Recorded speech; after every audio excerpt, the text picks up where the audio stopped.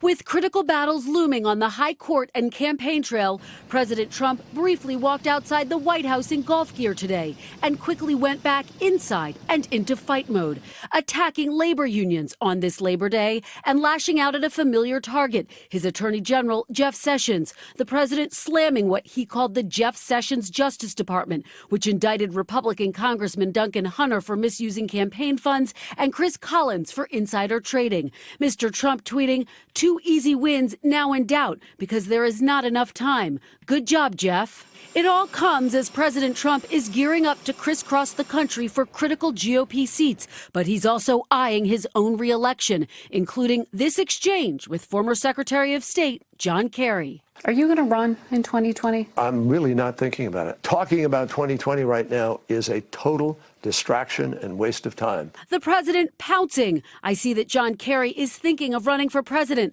I should only be so lucky, although the field that is currently assembling looks really good for me." Another potential in that field, former Vice President Joe Biden, who was pressed by NBC's Mike Memoli on his own political prospects during a Labor Day parade in Pittsburgh.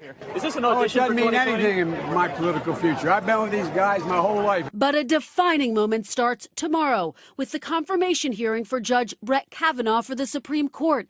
In the spotlight, the battle over abortion rights, voting rights, and the limits of presidential power. Solomon Weisenberg worked with Kavanaugh during the investigation into Bill Clinton. I never saw him lose his temper.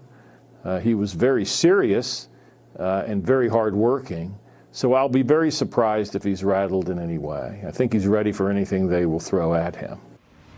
Democrats are slamming the Trump administration for withholding more than 100,000 documents. Officials here argue those documents are protected by executive privilege. Republicans, though, have a majority in the Senate and don't need Democrats to confirm Kavanaugh. Hey, NBC News fans, thanks for checking out our YouTube channel. Subscribe by clicking on that button down here and click on any of the videos over here to watch the latest interviews, show highlights, and digital exclusives.